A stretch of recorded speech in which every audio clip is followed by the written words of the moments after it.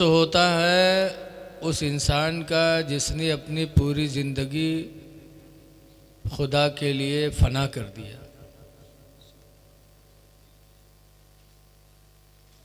तो उनके उर्स में हमको आपको भी ये सोचना है कि आज सबका उर्स नहीं होता, इन ख़ास लोगों का उर्स क्यों होता है। तो अल्लाह का वादा है कुरान हकीम में, अल्लाह फरमाता है फ़ज़्कुरूनी अज़्कुरुकुम, तुम मुझे याद करो तो मैं तुम्हें याद करूँगा।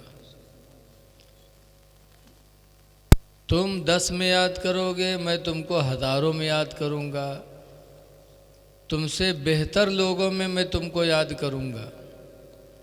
तो इन्होंने ज़िंदगी में खुदा को याद किया तो अल्लाह ने उसका सिला दिया कि आज उनका ज़िक्र हो रहा है। बहुत से बदनसीब ऐसे भी हैं जो उर्सों में नाच करते हैं। कितनी अफसोस की बात है, ज़रा सोचो तो, दिमाग आदमी पागल हो गया क्या। आज हमारा इस्लाम बदनाम हो रहा है। आज हमारे बुज़ुर्गों की दरगाहें बदनाम हो रही हैं। हम उर्स जिसका मना रहे हैं कि पूरी ज़िंदगी खुदा को याद किया और उसी के करीब जा कर के हम नाच करें, ये गोया कि उस बुज़ुर्ग को भी गवाह बनाना है, उस ज़मीन को भी गवाह बनाना है क़यामत के दिन कि हमारे तुम्हारे ख़िलाफ़ वो गवाही दे।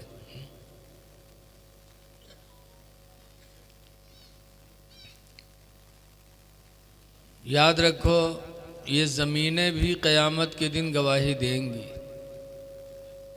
हमारे तुम्हारे दरवाज़े के जो ज़मीन के टुकड़े हैं, ये भी मैदान महशर में गवाही देंगे कि इसने हमारे ऊपर बैठकर तेरा ज़िक्र किया था या हमारे ऊपर बैठकर तेरी नाफरमानी किया था।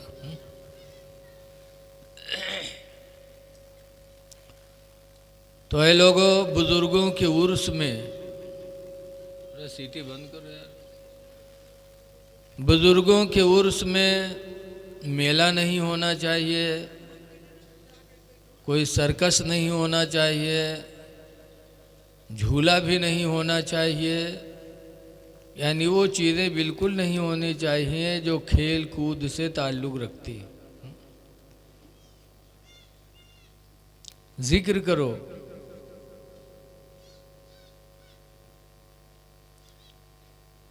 कब्र में मुर्दे दुआ और सवाब का इस तरह इंतज़ार करते हैं जैसे हम में तुम में कोई दरिया में डूब रहा हो तो निकालने वाले का वो इंतज़ार करता हो।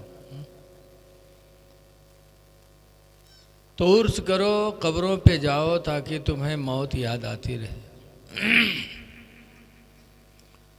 अल्लाह कुरान में फरमाता वल असरी, कसम है ज़माने की, इन्नल इंसान लफ़ी खुस्र, बेशक इंसान अलबत्ता घाटे में है।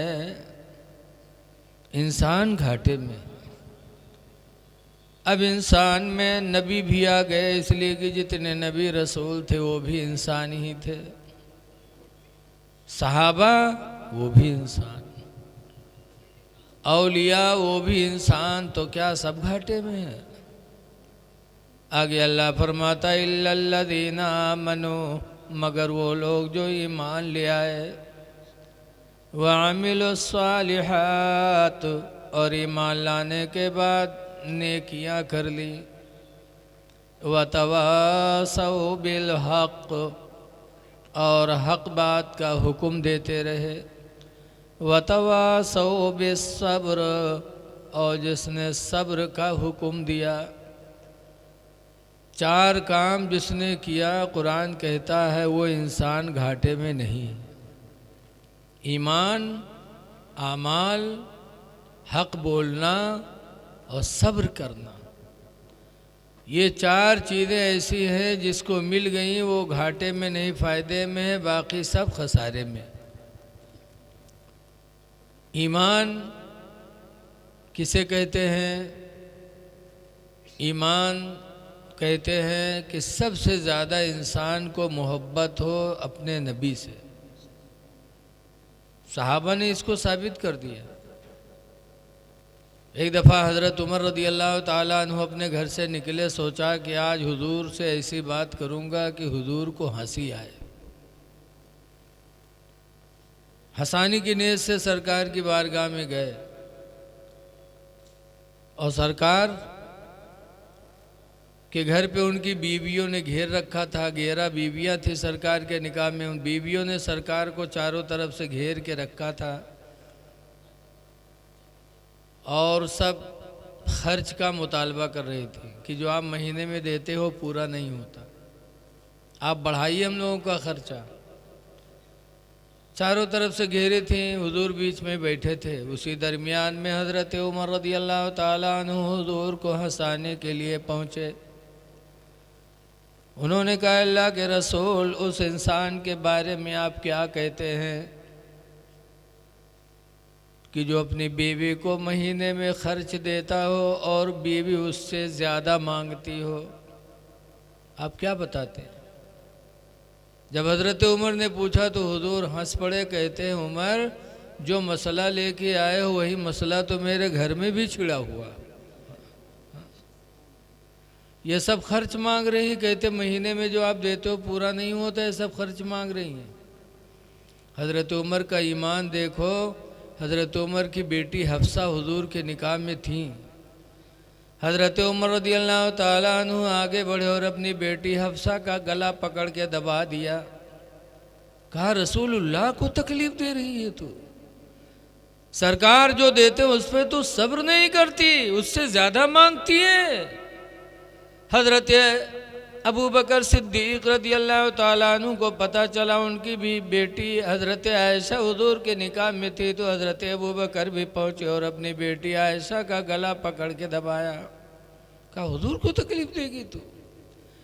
पता चला कि सहाबे किराम ने साबित कर दिया कि औलाद से ज़्यादा मोहब्बत हमें अपने नबी से है। सबसे बड़ी दौलत मोहब्बत रसूल है। और जिन्होंने मोहब्बत किया वो कामयाब हो गए। आला हज़रत इमाम अहले सुन्नत जो आज हम लोगों के दिलों में बसे हुए हैं, वो कहूँ हमका लोगन खाना खवाइन न है या कोई रुपया दीन न है ना। उन्होंने मोहब्बत रसूल की ऐसी दौलत हम लोगों के दिलों में पैदा किया कि उनका एहसान क़यामत तक रहेगा हम लोगों का। बहुत आला हज़रत का एहसान है, वरना तो ऐसे ऐसे दौर आए हैं कि अल्लाह की पनाह। बहुत पहले बम्बई में एक जलसा हुआ था, वहाँ पर हाशमी मियाँ के अब्बा हुजूर मुहद्दिस आज़म हिंद गए थे। अवाला हज़रत के लड़के मुफ्ती आज़म हिंद गए थे। दोनों लोग जब स्टेज पर पहुँचे तो दोनों ने एक दूसरे से मुसाफा मिलाया और दोनों ने एक दूसरे के हाथ को चूमा। तो मुहद्दिस आज़म हिंद के चौचवी के मुरीदों ने कहा, हज़रत आप सैयद हैं और ये बरेली वाले पठान हैं, इन्होंने आपका हाथ चूमा तो ठीक किया, और आप सैयद हो के पठान का हाथ चूमे। तो मुहद्दिस आज़म हिंद के चौचवी ने कहा था कि इन्होंने मेरा हाथ चूमा सैयद होने की वजह से और मैंने इनका हाथ चूमा है आशिक़ रसूल होने की वजह से, कि जो इसके रसूल की दौलत बरेली से मुसलमानों को मिली है शायद किसी और खानका से नहीं मिली। सबसे बड़ी दौलत है ईमान, और ईमान नाम है मोहब्बत रसूल का। आज कोई 10 रुपया लिहिस और दे दिहिस तो कहते ये आदमी बहुत ईमानदार है। वो आदमी सच्चा है, और ईमान तो कहते हैं मोहब्बत रसूल। तो सबसे पहली दौलत है ईमान। दूसरे नंबर पर फरमाया वामिलो स्वालिहात, और ईमान लाने के बाद जिसने आमाल सालिहा किया, नमाज़ें पढ़ी, रोज़ा रखा, माल की ज़कात अदा की, हज किया, माँ बाप की खिदमत किया, सदका खैरात किया, छोटों पे रहम किया, बड़ों की इज्जत की, ऐसे आमाल जिसने कर लिया वो भी फ़ायदे में। वतवासौ बिल हक़, और जिसने हक़ बोलने का हुक्म दिया और हक़ बोला, वतवासौ बिस सब्र, और जिसने सब्र की वसीयत की और सब्र करता रहा। तो ये चार चीज़ें हमारे तुम्हारे कामयाबी की हैं। तो आमाल सालिहा में सबसे अच्छा अमल क्या है? हदीस पाक में अन अब्दुल्लाह इब्न मसऊद क़ाल सअलना रसूलुल्लाह सल्लल्लाहु तआला अलैहि वसल्लम, हज़रत अब्दुल्लाह बिन मसऊद कहते हैं कि हम लोगों ने हुज़ूर से सवाल किया, अय्युल अमल अहब्बु इलल्लाह, अल्लाह के रसूल कौन सा अमल अल्लाह के नज़दीक ज़्यादा महबूब है, कौन नेकी हम करें? तो सरकार ने फरमाया सलातो अला वक्तिहा, नमाज को नमाज के वक्त पर अदा कर लेना। सबसे अव्वल बेहतर अमल मेरे नबी फरमाते नमाज को नमाज के वक्त पे अदा कर लेना।